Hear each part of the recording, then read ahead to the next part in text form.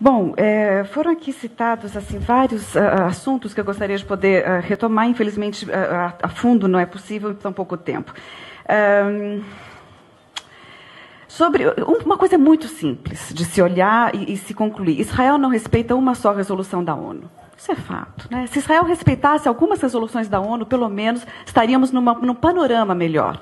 Não há uma, e eu desafio qualquer um a citar uma resolução por completo da ONU que tenha sido implementada por Israel.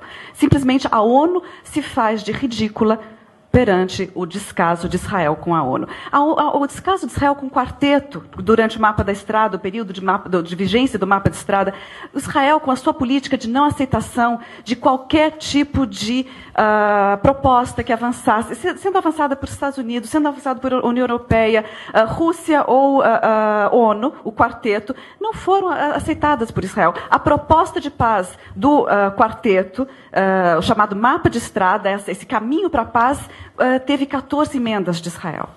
E simplesmente eliminando o conteúdo desse processo de paz. Então você não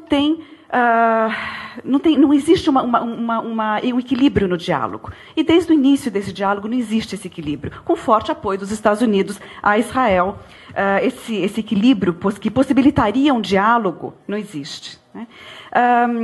Depois falar que os árabes, não foi dito abertamente, estou dizendo que se diz, né, os árabes são malvados porque eles não integram os palestinos. Ora, os árabes teriam que integrar os palestinos dentro dos seus estados, como Israel integrou os judeus que fugiram dos estados árabes após a criação do Estado de Israel, porque antes não havia problema.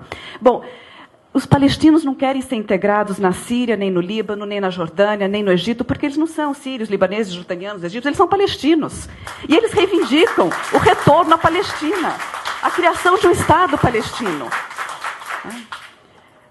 Bom, e a história da guerra defensiva, isso leva a um ciclo de argumentos sem fim, né?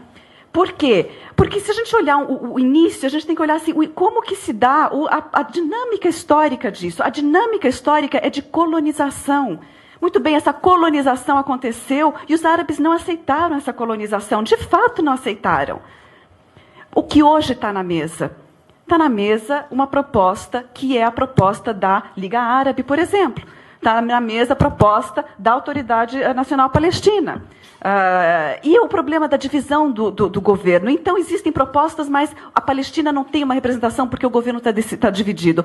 Essa divisão foi produto de um boicote internacional a uma eleição que foi democrática, limpa, com toda a comunidade internacional tendo suas missões vigiando essas eleições. Foram as eleições mais limpas de todo o Oriente Médio, de várias regiões. Hamas ganhou uma maioria para o Conselho Nacional Palestino e a comunidade internacional não aceitou. Passou a cortar o repasse de verbas para a autoridade nacional. Não é esmola, é um repasse de verbas decidido pelos acordos de Oslo. Cortando esse repasse de verbas, a economia palestina ruiu. Professores não tinham salário, toda a população simplesmente passou a ter que sobreviver, sabe-se lá como. Então, ruiu. Em 6 meses, a estrutura, a pouca estrutura palestina existente ruiu. Isso levou a que Hamas e Fatah se separassem. Fatah assumiu o governo da Cisjordânia, sabendo que teria um respaldo internacional, e Hamas assumiu o controle da faixa de Gaza.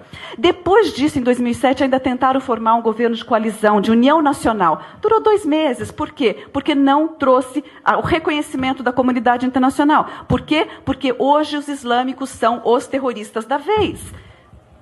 Agora, terrorismo, então. O que é o terrorismo? É o ataque a uma população civil, indefesa. Bom, gente, se você for falar em terrorismo, pelo amor de Deus, né? O ataque à faixa de Gaza. O que foi isso? Uma população fechada, que não podia sair, não tinha para onde fugir.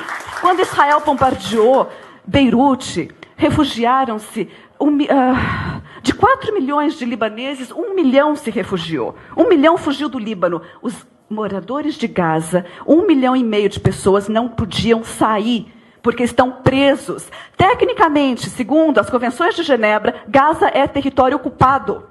E a responsabilidade do Estado de ocupação manter o bem-estar de uma população ocupada, segundo as convenções de Genebra. Israel faz isso? Não. Cria uma autoridade palestina, coloca nas suas mãos o papel de polícia do gueto.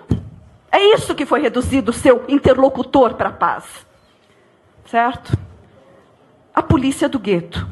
Agora, que perspectiva de negociação a gente pode ter? Não existe igualdade para diálogo. Se a comunidade internacional não se posicionar, fazendo como a gente está fazendo hoje, discutindo, a gente não tem como ajudar a que uma igualdade de posições possa, a partir de dentro, a partir dos palestinos e a partir dos israelenses, de ambos, se chegar a uma solução justa e uma paz durável. Obrigada.